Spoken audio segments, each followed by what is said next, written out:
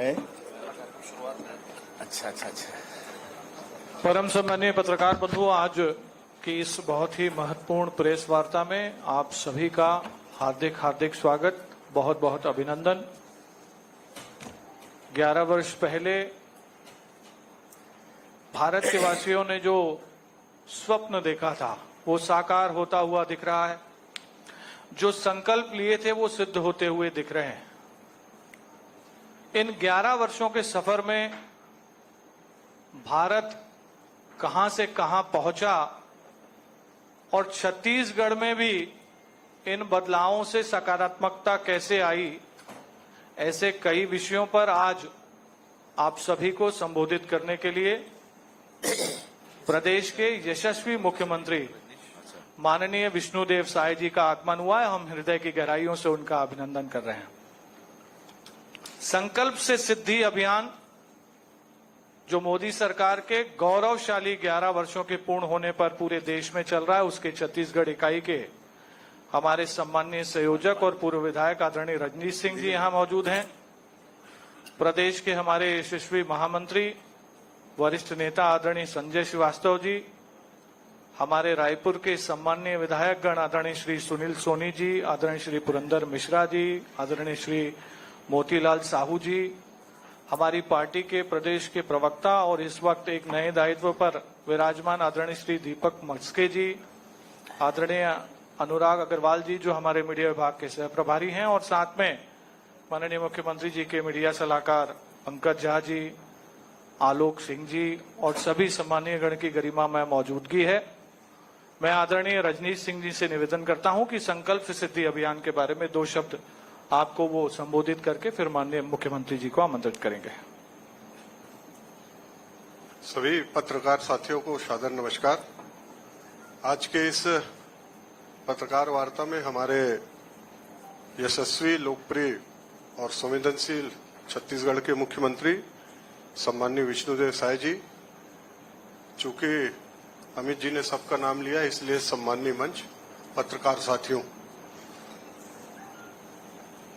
देश के यशस्वी प्रधानमंत्री माननीय नरेंद्र मोदी जी के 11 वर्ष पूर्ण होने पर विकसित भारत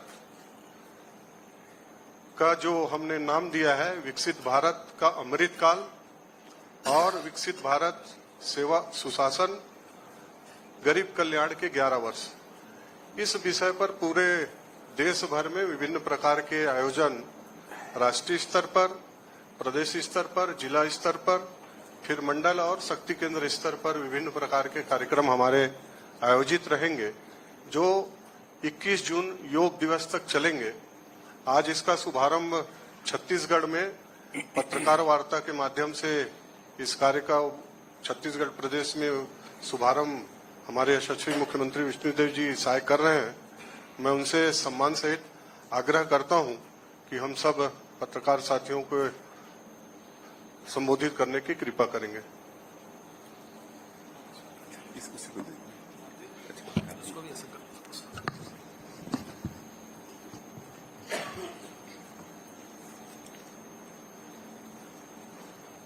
संकल्प से सिद्धि तक और हमारे देश के यशस्वी प्रधानमंत्री श्री नरेंद्र मोदी जी के शानदार 11 वर्ष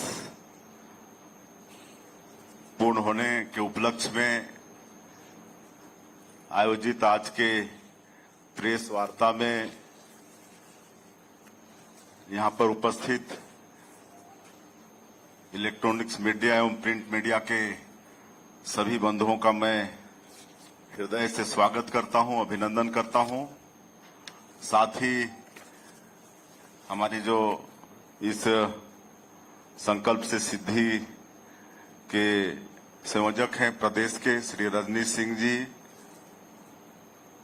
श्री संजय श्रीवास्तव जी, अमित चिमनानी जी, अनुराग अग्रवाल जी, दीपक जी, विधायक सुनील सोनी जी, पुरंदर मिश्रा जी, विधायक मोतीलाल साहू जी, इनका भी इस अवसर पर स्वागत है, अभिनंदन है। और मुझे आज इस अवसर पर आप लोगों के बीच इस प्रेस वार्ता में उपस्थित हूं, इस पर बड़ा गौरव भी हो रहा है। कह कि माननीय प्रधानमंत्री जी के जो शानदार 11 वर्ष पूरे हुए हैं, उनके शासनकाल के, उसको लेकर हम लोग यहां पर बैठे हैं। और आप सबको मालूम है कि छत्तीसगढ़ से माननीय प्रधानमंत्री जी का गहरा लगाव है। जब छत्तीसगढ़ राज्य नहीं बना था, मध्य प्रदेश में थे, उस समय वो संगठन के प्रभारी थे, और छत्तीसगढ़ राज्य बना तो संगठन प्रभारी के नाते बहुत बार उनका छत्तीसगढ़ आना भी हुआ। और हम ये कह सकते हैं कि संगठनकर्ता के रूप में उन्होंने छत्तीसगढ़ का चप्पा चप्पा छान मारा होगा, एक एक जिले में उनका प्रवास होगा, और आज भी प्रधानमंत्री के रूप में छत्तीसगढ़ के ऊपर में उनका आशीर्वाद बराबर बना रहता है। आप सबको मालूम है कि मोदी जी का ये 11 साल का कार्यकाल बहुत ही ऐतिहासिक रहा है, और भारत चौतरफा सक्षम और सबलता के साथ उभरा है। माननीय प्रधानमंत्री जी के नेतृत्व में आज आर्थिक क्षेत्र की बात करें तो हमारा ये देश जापान को पछाड़ते हुए चौथी सबसे बड़ी अर्थव्यवस्था बन चुकी है, और जर्मनी को भी पीछे छोड़ते हुए तीसरे आर्थिक ताकत के रूप में पहुंचने के करीब में है। इस हम सब लोगों के लिए बड़े सौभाग्य की बात है। 11 वर्षों में पूरा देश को मालूम है कि जो जम्मू कश्मीर के अंदर धारा 370 का मामला हो या सीएए का मामला हो, चाहे मुस्लिम महिला के सशक्तिकरण के लिए ट्रिपल तलाक बिल पास करने की बात हो, ये सबको बड़े ताकत के साथ माननीय प्रधानमंत्री जी ने पास कराया है। और हम लोगों का सौभाग्य है कि जो 2023 के विधानसभा चुनाव में छत्तीसगढ़ की जनता ने मोदी जी के जो वादा पर, जिसका नाम हम लोग मोदी की गारंटी दिए, उस पर विश्वास किया और हम लोगों को सरकार में बैठाया, तो आज हम लोग को करीब 16-17 महीने हुए हैं। ये आदरणीय मोदी जी का आशीर्वाद ही है कि हम लोग मोदी की गारंटी को पूरा कर पाने में हम सब लोग सफल हुए हैं। आज जो पिछली गवर्नमेंट में हमारे गरीब लोगों का हक छीना गया था, 18 लाख प्रधानमंत्री आवास से उनको वंचित किया गया था, और माननीय प्रधानमंत्री जी का भी वादा था कि छत्तीसगढ़ में भारतीय जनता पार्टी की सरकार बनेगी तो मुख्यमंत्री का पहला काम होगा गरीबों का आवास स्वीकृत करना। और आप सबको भी मालूम है कि 13 दिसंबर 2023 को सरकार शपथ ली, और अगले ही दिन 14 दिसंबर को पहले कैबिनेट में ही 18 लाख प्रधानमंत्री आवास की स्वीकृति दिए, और आज बराबर पूरे प्रदेश में प्रधानमंत्री आवास का निर्माण काम चल रहा है, और इतने सैंक्शन हो गए हैं। अभी हम सुशासन तिहार के दरमियान में गए लोगों के बीच में, और जब देखे कि विलंब का कारण क्या है, तो एक गांव में इतने प्रधानमंत्री आवास स्वीकृत हो गए हैं कि आज राजमिस्त्रियों की कमी हो गई है, सेंटरिंग प्लेट का अभाव हो गया है, जिसके कारण से गति थोड़ी धीमी हो गई है। तो ये हाल प्रधानमंत्री आवास में है। और इसके अलावा जो किसानों से भी वादा था उसको भी पूरा किए हैं। 2 साल तक 21 क्विंटल प्रति एकड़ धान खरीदे हैं, 3100 रुपया धान का कीमत भी दिए हैं, और धान खरीदने की तिथि समाप्ति के 1 सप्ताह के भीतर ही जो अंतर की राशि थी 3100 रुपया के हिसाब से उसको भी देने का काम किए हैं। ये मोदी जी का ही आशीर्वाद कि हम लोग 2 साल का जो बकाया बोनस था 13 लाख किसानों का 3716 करोड़ रुपया उसको भी देने का हम लोगों ने काम किया। आज 70 लाख से ज्यादा विवाहित हमारी माताएं बहनें हैं जिनको सशक्तिकरण के लिए महतारी बंधन योजना का हर महीना 1000 रुपया उनके खातों में भेज रहे हैं और पहले सप्ताह में ही 1-2 तारीख में ही भेज देते हैं और इससे बहुत उनका सशक्तिकरण हो रहा है। आर्थिक क्षेत्र में वो लोग एकदम स्वावलंबी हमारी माताएं बहनें हो रही हैं और अभी अनेक जगह हमको जाने का अवसर मिला, हम उनसे मिले भी और उनसे पूछने का भी अवसर मिला कि ये जो 1000 रुपया आप लोग को मिलता है इससे आपका कुछ भला हो रहा है कि नहीं। तो अनेकों ने बताया कोई तो सिलाई मशीन खरीद के 4000-5000 सिलाई कढ़ाई करके महीना में कमा रही हैं, कोई सब्जी भाजी उगा रही हैं तो उसको और बड़े स्केल में कर रही हैं। एक सारंगढ़ का तो एक गांव है दानसरा, वहां पर महिलाएं चंदा करके श्री राम मंदिर का निर्माण भी कर रही हैं।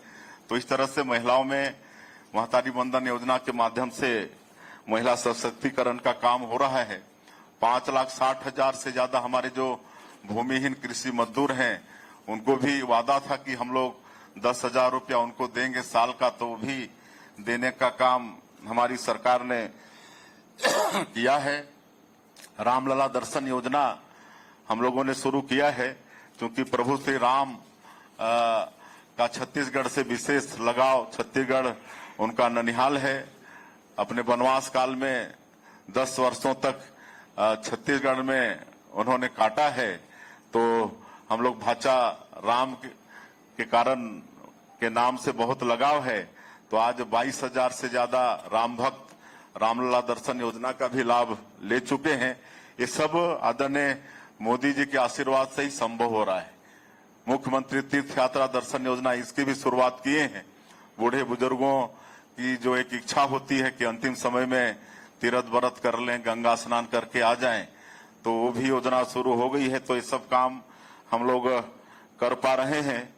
आज ये 11 वर्षों में विशेषकर मैं भी जनजातीय समाज से हूं, तो मैं ये निसंकोच रूप से कह सकता हूं कि इसमें जनजातीय समाज का मान सम्मान बहुत बढ़ा है। एक तो जो देश का जो सर्वोच्च पद है, राष्ट्रपति का जो पद है, आज हमारे समाज की एक बहन श्रीमती द्रौपदी मुर्मू ये विराजमान है। अब इससे और बड़ा सौभाग्य जनजातीय समाज के लिए और क्या हो सकता है। आज जो जनजातीय समाज है वैसे तो सरकारी योजनाओं का लाभ उनको मिल रहा है, लेकिन धरती आबा ग्राम उत्कर्ष योजना आदरणीय प्रधानमंत्री जी ने शुरू किया है। 80,000 करोड़ बजट का ये है और इसमें जो ट्राइबल बाहुल गांव हैं, ऐसे 6,691 गांव हमारे छत्तीसगढ़ के इस योजना में शामिल हैं और वहां पर किसी भी तरह से विकास का काम अटके नहीं, इसलिए ये धरती आबा ग्राम उत्कर्ष योजना में प्रावधान है। उसी तरह से विशेष पिछड़ी जनजाति के जो लोग हैं, जो राष्ट्रपति के दत्तक पुत्र कहे जाते हैं, ऐसे कोरवा, बिरहोर, कमार, बैगा, अबुझमाड़िया, जो विशेष पिछड़ी जनजाति के लोग हैं जो दूरस्थ जंगलों में रहते हैं, इनके लिए पीएम जनमन योजना की शुरुआत प्रधानमंत्री जी ने की है और इनके लिए 32,000 आवास की स्वीकृति पीएम जनमन योजना में हुई है और उनके बसाहटों में आज सड़क, बिजली, पानी ये सब कुछ पहुंच रहा है। सुशासन तिहार के अंदर हमारा भी कई ऐसे बसाहट में मतलब जाना हुआ, आज बहुत खुश हैं। बहुत अच्छा उनका प्रधानमंत्री आवास बना है, वहां तक बढ़िया रोड, डामर की रोड पहुंची है, बिजली पहुंचा है। तो ये सब आदरणीय मोदी जी के कारण ही हो पाया है। उसी तरह से जो सीमांत किसान है, हमारे लघु किसान है, उनके लिए किसान सम्मान निधि आदरणीय प्रधानमंत्री जी ने किया है। 6,000 रुपया उनको 3 किस्तों में मिलता है और आज छत्तीसगढ़ में 80% किसान हैं जिसमें अधिकांश सीमांत कृषक हैं, जो मतलब 5 एकड़ से नीचे के मतलब जोत रखते हैं और इनके लिए 6,000 रुपया बहुत होता है। क्योंकि मैं गांव का रहने वाला हूं, मैं जानता हूं कि ये 6,000 रुपया उनको अच्छा बीज खरीदने के लिए, उनको खाद की व्यवस्था करने के लिए, दवाई की व्यवस्था करने के लिए के वरदान साबित हो रहा है। और फसल बीमा की भी जो हम लोग बात करते थे, वो फसल बीमा योजना को भी सरल आदरणीय मोदी जी ने किया है, जिसका लाभ मिल रहा है। किसान सम्मान निधि में हमारे छत्तीसगढ़ में 26 लाख किसान भाइयों को इसका लाभ मिल रहा है। एक जनजातीय समाज का और गौरव बढ़ाने का काम आदरणीय मोदी जी ने किया है। भगवान बिरसा मुंडा जो 25 साल की उम्र में अंग्रेजों से लड़ाई लड़कर शहीद हुए, उनका जो जन्मदिन है 15 नवंबर, उसको जनजातीय गौरव दिवस के रूप में घोषित करके पूरे देश के जनजातियों का सम्मान उन्होंने बढ़ाने का काम किया है। और आज हम लोग, आप सबको मालूम है कि 2014 में जब प्रधानमंत्री जी के पहले हमारा ये देश इकोनॉमी के क्षेत्र में 10वें स्थान पर था, लेकिन 10 साल के अपने अथक परिश्रम से माननीय प्रधानमंत्री जी उसको 5वें स्थान पर लाके खड़ा किए और अब एक और पायदान आगे बढ़कर 4थे स्थान पर उन्होंने खड़ा कर दिया है। ये सब माननीय प्रधानमंत्री जी के कारण ही हो सका है। आज भारत डिजिटल इकोनॉमी का वैश्विक लीडर बन चुका है। आज डिजिटल संसाधनों के जरिए हम ईज ऑफ डूइंग बिजनेस से ईज ऑफ लाइफ की ओर बढ़ रहे हैं। ये सब आदरणीय प्रधानमंत्री जी के कारण ही हुआ है। आप कोरोना काल को भी याद करिए, वसुधैव कुटुंबकम का नारा है और आदरणीय प्रधानमंत्री जी के कारण पहली बार ऐसा हुआ कि हम लोग अपने देश में ही वैक्सीन का इजाद करके अपने देश के लोगों को भी कोरोना से बचाए। इतना ही नहीं, 100 से ज्यादा देशों को वैक्सीन भेजकर उनका भी सहयोग किए। तो ये भी माननीय प्रधानमंत्री जी के कारण हुआ है। और कई देशों ने तो माननीय प्रधानमंत्री जी को मतलब हनुमान जी का भी मतलब संज्ञा दिए। जिस तरह से लक्ष्मण मूर्छित हुए तो संजीवनी पहाड़ लाकर हनुमान जी मतलब लक्ष्मण जी की रक्षा किए थे, प्राणों की रक्षा किए थे। तो उसी तरह से कुछ देशों ने हनुमान जी का दर्जा माननीय प्रधानमंत्री जी को दिया। ये भी 140 करोड़ भारतवासियों का सम्मान है। और एक तो आप सबको मालूम है कि हमारा ये देश किसी को छेड़ता नहीं है, लेकिन कोई छेड़ता है तो उसको छोड़ता भी नहीं है। और ये आप सब लोग देख चुके हैं, सर्जिकल स्ट्राइक हो चाहे आपका ऑपरेशन सिंदूर हो, तो ये सब हम लोगों के लिए गौरव की बात है। आज अगर हम लोग छत्तीसगढ़ के अंदर जो बस्तर का क्षेत्र है, वहां नक्सलवाद के साथ मजबूती से लड़ाई लड़ पा रहे हैं और वहां शांति व्यवस्था कायम करने में सफल हो रहे हैं, तो इसमें भी माननीय हमारे प्रधानमंत्री जी का बहुत बड़ा आशीर्वाद है, उनका योगदान है। आज हम लोग 1.5 साल में छत्तीसगढ़ में 425 माओवादियों को न्यूट्रलाइज किए हैं, 1388 माओवादी आत्मसमर्पण किए हैं और 1443 नक्सलियों को गिरफ्तार किया गया है। ये सब आदरणीय प्रधानमंत्री जी के कारण ही ये सब हुआ है। जो बड़े बड़े नक्सली थे, बसो राजू सुधाकर जैसे, ये सबको भी उनके आशीर्वाद से हमारे जवान न्यूट्रलाइज करने में सफल हुए हैं।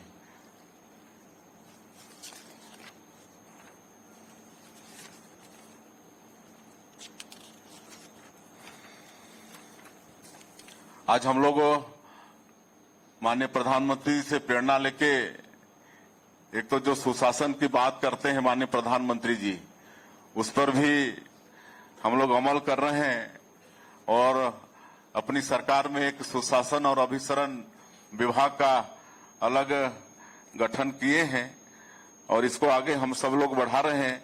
आप सबको बताते हुए गौरव भी हो रहा है कि जो पहले भ्रष्टाचार के कई रास्ते थे वो सबको हम लोग बंद कर रहे हैं, सबको डिजिटलाइज कर रहे हैं। तो कोयले के परिवहन जो पहले परमिट की व्यवस्था ऑनलाइन था, मतलब ऑफलाइन था, उसको बंद करके ऑनलाइन कर दी है। इससे जो उसमें धांधली होता था उसको रोकने में हम लोग सफल हुए हैं। उसी तरह से आबकारी विभाग से जुड़ी लाइसेंस प्रक्रिया को भी ऑनलाइन कर दिए हैं और प्रदेश में जेम पोर्टल से भी सरकारी विभागों में खरीदी, इसको भी अनिवार्य किए हैं, तो ये सबसे जो भ्रष्टाचार के जो रास्ते थे वो सबको भी बंद करने में सफल हम लोग हो रहे हैं। आप सबको भी मालूम होगा कि पिछले समय में हमारे प्रदेश के बेटा बेटियों के भविष्य के साथ खिलवाड़ हुआ था।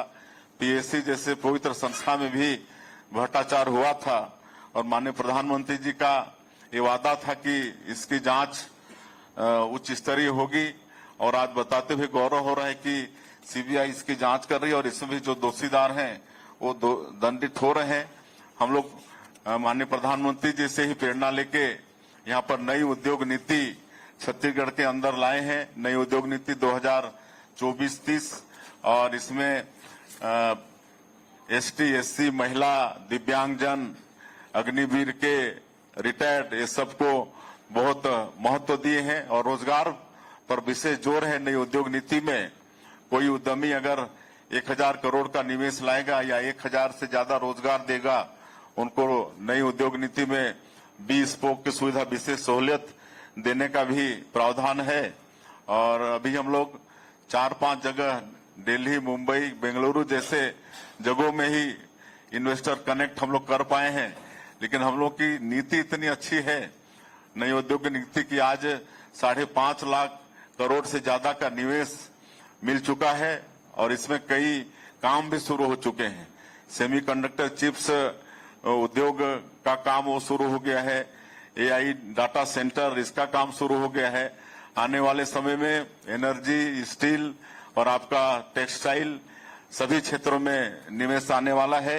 ये भी माननीय प्रधानमंत्री जी के आशीर्वाद से हम लोग कर पाए हैं।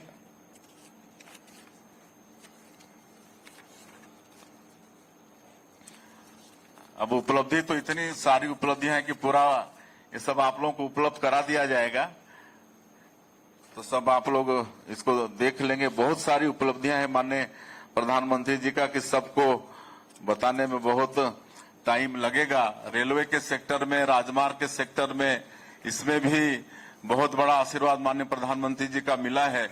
आज रेलवे के सेक्टर में 47,000 करोड़ से ज्यादा का परियोजना चल रहा है। अभी हाल ही में 2 नई रेल लाइन की भी स्वीकृति हुई है।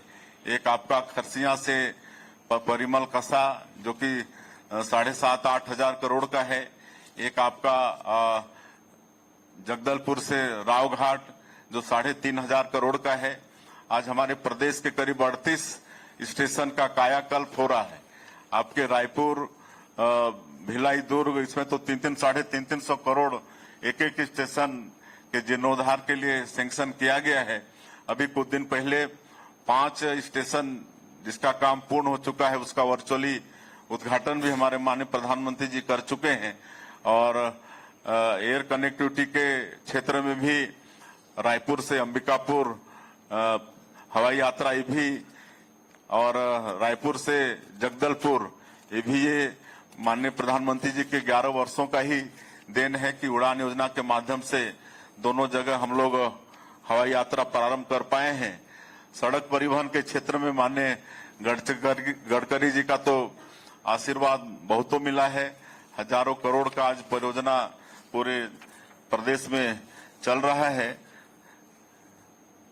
आज शिक्षा के क्षेत्र में भी माननीय प्रधानमंत्री जी ने शिक्षा का गुणवत्ता बढ़े इसके लिए नई शिक्षा नीति भी लागू की है, जो शिक्षा के साथ साथ उसमें संस्कार भी सिखा रहे हैं। एक पीएम श्री योजना भी लागू की है जिसमें 341 स्कूल हमारे प्रदेश के शामिल हुए हैं। इसमें शामिल होने पर करीब एक स्कूल के लिए 2 करोड़ का बजट सीधे भारत सरकार से आता है। वहां पर स्मार्ट क्लासेस के लिए, इंफ्रास्ट्रक्चर के लिए, वहां सड़क, बिजली, पानी सब मिले इसके लिए। तो इस तरह से 341 पीएम श्री का भी लाभ हम लोग को मिल चुका है। आयुष्मान कार्ड छत्तीसगढ़ में करीब 2 करोड़ 38 लाख से ज्यादा लोगों का कार्ड बन चुका है और इसमें 38,47,000 से ज्यादा लोग इसमें उपचार का लाभ भी ले रहे हैं, ले चुके हैं। और एक तो और मैं बता दूं कि जब से मोदी जी प्रधानमंत्री बने हैं तब से जो कर होता है केंद्रीय कर, पहले 32% राज्यों को मिलता था, उसमें सीधे सीधे 10% की बढ़ोतरी करके 42% आज मिल रहा है केंद्रीय कर प्रदेश को। और अब तक कुल 62,509 करोड़ इसमें हमारे प्रदेश में उसकी वृद्धि हुई है। तो हर क्षेत्र में आदरणीय मोदी जी के प्रधानमंत्री बनने से देश को भी लाभ हुआ है और हमारे छत्तीसगढ़ प्रदेश को भी लाभ हुआ है। मैं अंत में 3 करोड़ छत्तीसगढ़ के वासियों की तरफ से माननीय प्रधानमंत्री जी का बहुत बहुत उनके शानदार 11 साल पूरे होने पर उनका धन्यवाद करते हैं, उनका अभिनंदन करते हैं। जी एक सेकंड जी, एक लिटरेचर हमारे को कन्वेयर इस अभियान के उज्जवल दीपक जी भी यहाँ पर हैं, आप लोगों को प्रोवाइड कराएंगे, वो जरूर आप लेंगे। साथ में इस प्रेस वार्ता में हमारे आईटी के संयोजक सुनील पिल्लई जी और सोशल मीडिया के हमारे संयोजक सोमेश जी और हमारे सम्मानीय जिला अध्यक्ष रमेश ठाकुर जी की भी गरिमा में उपस्थिति है। सवाल लिमिट में ही ले पाएंगे, सभी ज्यादा हैं, प्लीज 1 बाय 1 लेंगे। अनुराग जी कोऑर्डिनेट कर रहे हैं जी। सर चिमनानी जी, सर जैसे आप लोग नक्सलवाद समाप्त करने को लेकर काम कर रहे हैं, तो क्या बरसात के दिनों में आमतौर पर देखा जाता है कि अभियान जारी नहीं रहता, तो क्या बरसात के दिनों में इस बार भी अभियान जारी रहेगा? बिल्कुल, वैसे थोड़ी असुविधा तो होती है बारिश के कारण, फिर भी ऑपरेशन जारी रहेगा। अनुराग जी, सर जी पीयूष जी, पंकज जी इसके बाद। लेकिन विपक्ष 11 साल शुरू होने के बाद सीधा हमलावर हो गया है। उसका ये कहना है कि संविधान भारत देश में संशोधन हुआ 11 सालों में। और प्रदेश कांग्रेस की अगर बात करें तो उन्होंने चुनौती दी है कि खुले मंच में इस पर बहस के लिए तैयार है। देखिए, उनके कथनी में हमको तो कोई तर्क दिखता नहीं है। कांग्रेसी झूठ बोलने में इतने पीएचडी के होते हैं कि उनके चेहरे में सिकन तक नहीं आती है। आज जब यहाँ का पीसीसी चेयरमैन बोलते हैं कि 1.5 साल में छत्तीसगढ़ के अंदर कुछ भी नहीं हुआ, अब इससे बड़ा और झूठ क्या हो सकता है। आज छत्तीसगढ़ का बच्चा देख रहा है कि 1.5 वर्षों में छत्तीसगढ़ का हर क्षेत्र में विकास हुआ है, लेकिन सीधे साफ बोलते हैं। कई बार हम उनको सुने हैं कि 1.5 साल में कुछ भी नहीं हुआ है। ठीक है, मतलब विपक्ष का धर्म है कि मतलब सरकार के कामों का मतलब आलोचना करना, लेकिन इतना भी मतलब झूठ नहीं बोलना चाहिए। काहे कि जनता तो उनके बोलने से विश्वास करने वाली नहीं है। काहे कि उनको 4 चुनाव में दिखा दी है, मतलब उनका जो कथनी और करनी में जो अंतर हुआ उसका परिणाम उनको छत्तीसगढ़ की जनता दे चुकी है। मुख्यमंत्री जी, पंकज जी बोलिए, उसके बाद फिर आप 18 से 23 जो 5 साल का कार्यकाल था भूपेश बघेल जी का, वो तो अविकसित छत्तीसगढ़ का कार्यकाल था। उस समय जो कुछ हुआ उसमें प्रधानमंत्री जी के विजन में ये कहा गया है कि भ्रष्टाचार के खिलाफ 0 टॉलरेंस होना चाहिए। तो वो 5 साल में जो भ्रष्टाचार हुए, उन भ्रष्टाचार को लेकर अभी तक हमने क्या कार्रवाई की, क्योंकि वो प्रधानमंत्री से जुड़ा हुआ मुद्दा है।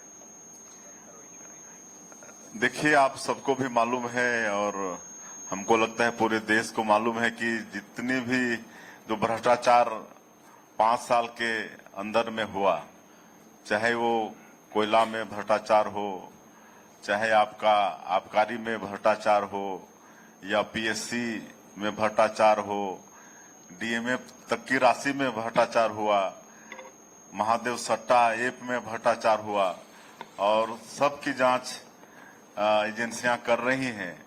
और जो भी दोषीदार पाए जा रहे हैं वो दंडित हो रहे हैं। ये सब आपको भी मालूम है और पूरे देश को भी मालूम है। और आज हमारी प्रदेश की सरकार भी करप्शन के मामले में 0 टॉलरेंस की नीति अपना रही है और जो भी दोषीदार होंगे वो बख्शे नहीं जाएंगे। सर, रोजगार, पंकज जी माइक पे आ जाइए ना। महत्वपूर्ण चीज ये है, छत्तीसगढ़ में संभावनाएं असीम है, लेकिन बेरोजगारी की जो दर है वो लगातार बढ़ रही है। राष्ट्रीय आंकड़ों में छत्तीसगढ़ काफी पिछड़ता जा रहा है। आप देखेंगे कि 1.5 वर्षों में करीब 9-10 हजार हम लोग सरकारी नौकरी दे चुके हैं। एक तो पुलिस विभाग में भर्ती हुई है, आपका बिजली विभाग में भर्ती हुई है, सहकारिता के क्षेत्र में भर्ती हुई है, अभी ट्राइबल में 300 हॉस्टल अधीक्षकों की भर्ती किए हैं, आपका इरिगेशन में भर्ती हुई है, अभी भी पीडब्ल्यूडी और पीएचई का वैकेंसी निकला हुआ है, अभी 5000 शिक्षकों की भर्ती हम लोग फिर करने जा रहे हैं। तो इस तरह से लगातार भर्तियां भी निकल रही हैं। और जैसे मैंने कहा कि अभी 5.5 लाख करोड़ का हम लोग को नई उद्योग नीति लागू करने के बाद इन्वेस्ट प्रस्ताव मतलब आया है, उसमें भी हम लोगों का ज्यादा जो रोजगार पर है, उनको बार बार हम लोग बोल रहे हैं कि आप लोगों को रोजगार देना पड़ेगा, स्किलिंग कराना पड़ेगा। तो इस पर विशेष हम लोग का जोर है और आने वाले समय में लाखों हमारे लोगों को रोजगार मिलेगा। और इसके अलावा भी और हम लोग कई और भी प्रयास कर रहे हैं। जैसे आपका महिंद्रा है, जो कम पढ़े लिखे लोग हैं, 8वीं हैं, 10वीं फेल हैं, 12वीं फेल हैं, उनको कोई सरकारी नौकरी नहीं लग सकती, लेकिन वो मैकेनिक बन सकते हैं। तो महिंद्रा के साथ वो सब भी हुआ है। ITI जो है हमारे करीब हर विकास खंड में, उसको और हम लोग सशक्त कर रहे हैं। इस साल के बजट में सैकड़ों करोड़ का प्रावधान किए हैं और उसमें फैकल्टी भी हम लोग बढ़ा रहे हैं। और ITI जो हमारे हैं वो मतलब ग्रामीण क्षेत्र के बच्चों को हम लोग प्रशिक्षण देके उनको रोजगार से जोड़ने का काम ये सब भी कर सकते हैं। मुख्यमंत्री एक विनम्र अनुरोध है आपसे, एक मिनट विनम्र अनुरोध है। ये जो आज की प्रेस वार्ता है मोदी जी के 11 वर्ष के सेवा सुशासन पे है, उसमें ही केंद्रित अगर सवाल हो, सुनील जी लीजिए आप सवाल। मुख्यमंत्री जी 11 साल के लिए मोदी जी के कार्यकाल के लिए बधाई। अनुराग जी छत्तीसगढ़ में रमन सिंह जी के 15 और आपके 17 महीने की बहुत सारे कार्य हुए हैं, इंफ्रास्ट्रक्चर विकास हुआ है, परंतु हायर एजुकेशन इंजीनियरिंग कॉलेज की जो स्थिति है दिन पे दिन पिछले 10 सालों में बिल्कुल दयनीय स्थिति को पहुंच चुकी है। उसके इंजीनियरिंग करने के विकास के लिए, सुधार के लिए कुछ व्यवस्थाएं सरकार क्यों नहीं ले रही है? माननीय मुख्यमंत्री जी, इसी से संबंधित एक सवाल ये है कि शासकीय दफ्तरों में 5 दिन का हफ्ता होने के कारण से पूरे प्रदेश की जनता बहुत परेशान है। इस दिशा में कई बार कई बातें होती हैं, लेकिन अभी तक 6 दिन नहीं किया जा रहा है। क्या आप नहीं महसूस करते कि आम जनता की परेशानी क्या है और उनका निदान किस तरह से? सरकारी दफ्तरों में कोई भी कर्मचारी समय पे नहीं पहुंचता है, अखबार में छपता है, कोई कार्रवाई नहीं होती है। इस दिशा में आप क्या कठोर कदम उठाना चाहते हैं? देखिए, पहले प्रश्न का हम जवाब दे दें।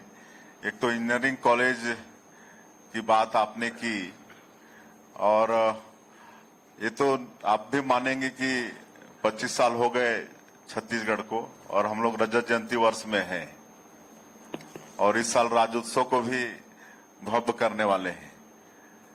और 25 वर्षों में शिक्षा के क्षेत्र में छत्तीसगढ़ में काफी विकास हुआ है, और वो भी हम लोगों की सरकार में। पहले 15 साल की सरकार थी, उसी समय शिक्षण की सारी संस्थाएं यहाँ पर आई हैं। आपको मालूम होगा कि जब छत्तीसगढ़ राज्य बना तो एक मेडिकल कॉलेज होता था, आज सरकारी 10 और प्राइवेट 5 मिला के 15 मेडिकल कॉलेज हो गए हैं।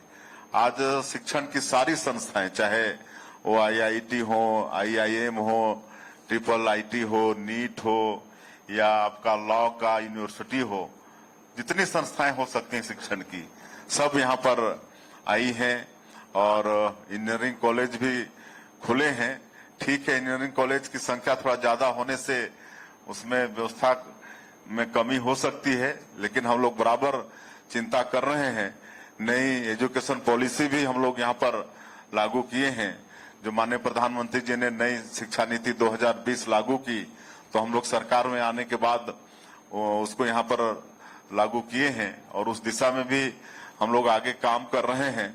और आज कई तरह से शिक्षा को बढ़ाने के लिए, जैसे मैंने PM श्री स्कूल की बात की कि प्राइवेट स्कूल में जैसे संसाधन होते हैं उस तरह से सरकारी स्कूल में भी हो, वो भी भारत सरकार के आशीर्वाद से प्रयास है।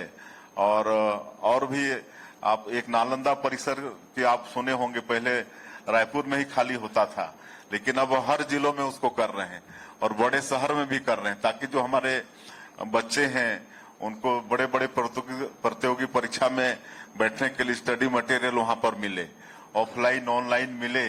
तो पिछले साल के बजट में भी 22 जगह था, इस साल भी है और लगातार ये बन रहे हैं। यहाँ भी हम लोग 1 से बढ़ाए हैं, तो 24 घंटा बच्चों को हम लोग ये सब उपलब्ध करा रहे हैं। एक प्रयास नाम की संस्था है, उसको भी लगातार बढ़ा रहे हैं। प्रयास नाम की जो संस्था है उसमें भी जो टैलेंटेड बच्चे होते हैं उनको चयनित करके उनको रेसिडेंशियली रख के विशेष टीचरों की व्यवस्था करके उनको आगे बढ़ाते हैं। आज जो 10th और 12th में जो टॉपर आते हैं अधिकांश हमारे संकल्प के बच्चे होते हैं। तो हम लोग हर क्षेत्र में मतलब शिक्षा का, कि हम जानते हैं, हमारी सरकार जानती है कि विकास का मूल मंत्र शिक्षा है। शिक्षा के बिना जीवन अधूरा है, भी विद्वानों ने कहा है। और आप सब लोग आगे भी मार्गदर्शन देते रहेंगे, ऐसा अपेक्षा आप लोगों से भी है। जी उचित जी। हाँ, दूसरा क्या प्रश्न था? हाँ, 5 दिन का। अब आपने भी इस पर चिंता जताई है, इसके लिए धन्यवाद। कुछ कर्मचारी अधिकारी भी बोल रहे हैं कि ये 5 दिन में मजा नहीं आ रहा है, हम लोग 2 दिन समय काटना मुश्किल हो जाता है, तो ऐसा भी प्रस्ताव आ रहा है। तो आपने भी उसमें ताकत हम लोग को दी है, आगे सोच सकते हैं। जी उचित जी।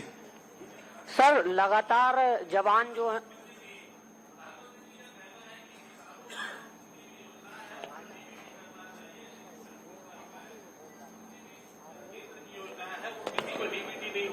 वही 600 करोड़ की खरीदी हम डायरेक्ट खरीद रहे हैं विभाग और फिर किसानों को दिया जा रहा है, जबकि नियम है कि डायरेक्ट बेनिफिशियरी ट्रांसफर डीबीटी करना आवश्यक है, वो छत्तीसगढ़ में नहीं हो रहा है। इसके लिए आप क्या कहेंगे?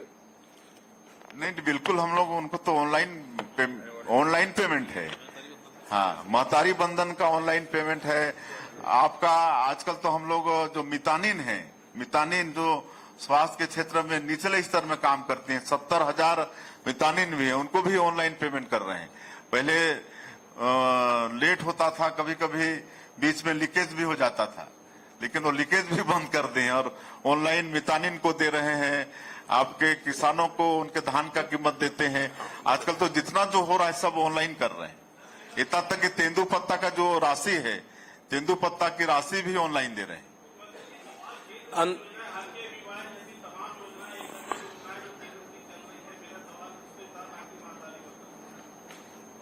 मैं सुन नहीं पाया, थोड़ा एक बार रिपीट करेंगे?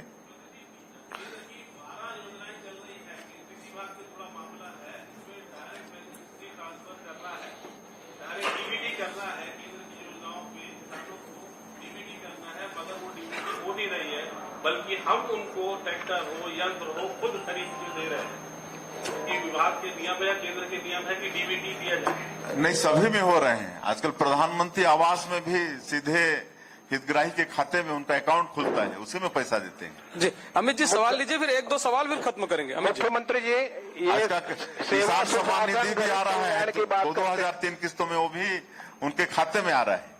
मुख्यमंत्री जी, 3100 रुपए प्रति क्विंटल जो अभी मिल रहा है यहाँ पे, और जब समर्थन मूल्य बढ़ता है तो उसका लाभ किसानों को नहीं मिल पाता, तो क्या ये 5 साल तक 3100 रहेगा कि हर साल बढ़ने की बात रहेगी इसमें कुछ?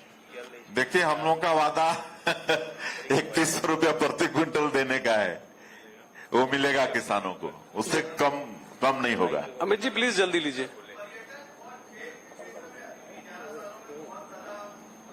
है वो देखने को नहीं मिली है। 11 सालों में शिक्षा और स्वास्थ्य में जरूर आप लोगों ने काम किया, पर्यटन को लेकर और खेल को लेकर, उसको लेकर क्या आपका विचार है? अभी तक का क्या काम हुआ है और आगे क्या करेंगे? देखिए, पर्यटन, आपको हम धन्यवाद देना चाहेंगे, आप पर्यटन के लिए चिंता कर रहे हैं। छत्तीसगढ़ में अपार संभावनाएं हैं पर्यटन के क्षेत्र में, और उसमें बस्तर सरगुजा में और ज्यादा संभावनाएं हैं। बस्तर तो स्वर्ग कर सकते हैं, लेकिन सबसे बाधक ये नक्सलवाद था, और अगले साल 31 मार्च 2026 तक इसको समाप्त करने का हमारे माननीय प्रधानमंत्री जी और गृह मंत्री जी ने ठान ही लिया है। उसके बाद ये बस्तर स्वर्ग हो जाएगा। वहां आपका चित्रकूट का जलप्रपात है, तीरथगढ़ का जलप्रपात है, कुटुमसर है, 5000 वर्ग किलोमीटर में फैला हुआ आपका अबूझमाड़ जैसा डेंस फॉरेस्ट है। आपका धुड़मारास जो गांव है, 60 देशों में जो अंतर्राष्ट्रीय पर्यटन संस्थान है, अच्छा गांव के रूप में आपका धुड़मारास को चुना है। कितने मतलब ये सौभाग्य की बात है छत्तीसगढ़ के लिए। कितने देशों में हमारा धुड़मारास, वहां पर होम स्टे होता है। होम स्टे मतलब जो फॉरेनर आते हैं वो 2-2 महीना 4-4 महीना गांव वालों के घर में, होम स्टे का मतलब होता है कि घर में रहते हैं, उन्हीं के साथ मतलब महीनों रह जाते हैं, उनके साथ नहाने जाते हैं, खेतों में काम करने जाते हैं, जैसा वो खाते हैं वैसे ही खाते हैं। तो ये पर्यटन को हम लोग नई जो औद्योगिक नीति है उसमें शामिल किए हैं, मतलब पर्यटन को उद्योग का दर्जा दिए हैं। और जो नई उद्योग नीति में जो सहूलतें हैं वो पर्यटन के क्षेत्र में भी वो सहूलतें वो होगा। और इसके लिए मतलब पूरा रोड मैप तैयार हो रहा है, कहे कि हम जानते हैं कि पर्यटन के क्षेत्र में हम ज्यादा लोगों को रोजगार भी दे सकते हैं और इसमें पर्यावरण की भी रक्षा होती है और प्रदूषण से भी बच सकते हैं। तो इस पर बहुत सरकार का निगाह है। सर मेरा एक सवाल था कि आपने कहा सौरभ जी क्या है, सवाल बहुत है, समय कम है, एक आध दो सवाल लेके खत्म करें। एक ही सवाल कुछ भी है उसके बाद आप ले लो। और सर आपने कहा कि कुछ देश जो है, हाँ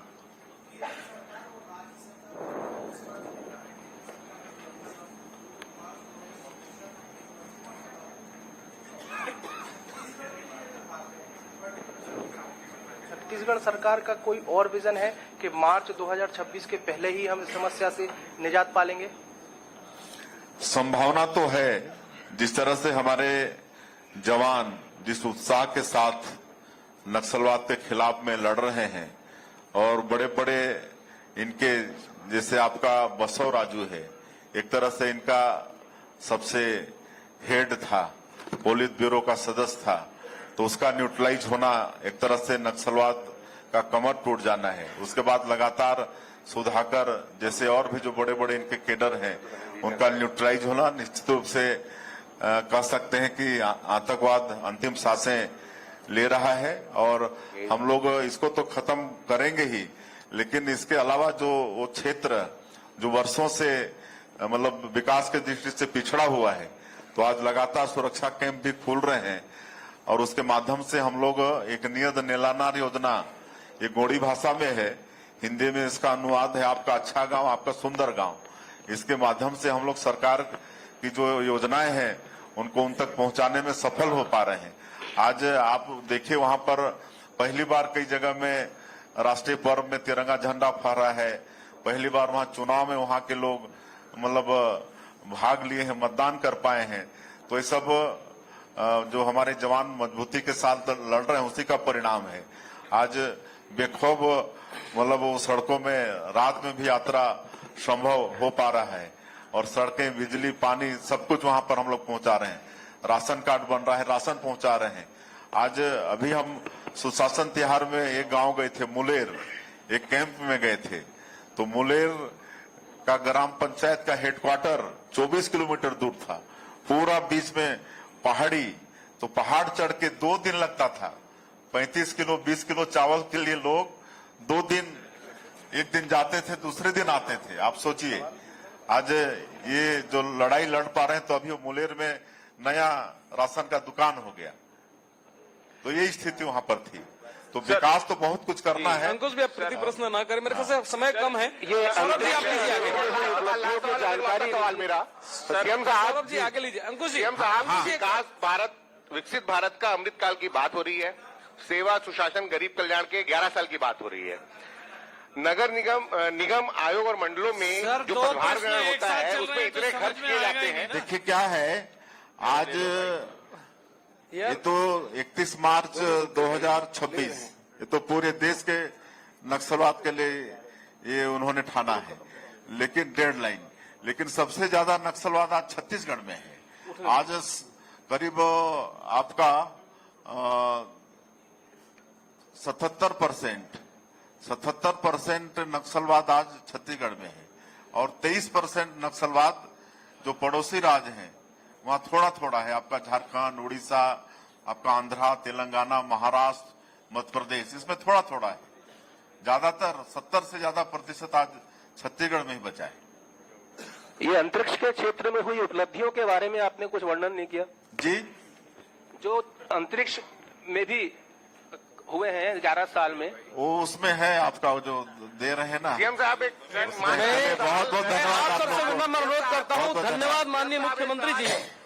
विकसित भारत अमृतकाल के सेवा सुशासन गरीब कल्याण के इसमें आपने आए, तो आप समय सब दिया। भोजन के लिए आमंत्रित हैं। जी धन्यवाद आप सभी का। धन्यवाद। आप सभी स्वल्पाहार के लिए सादर आमंत्रित हैं। धन्यवाद, बहुत बहुत आपका आभार। आप यहाँ पे आए, बहुत बहुत आभार।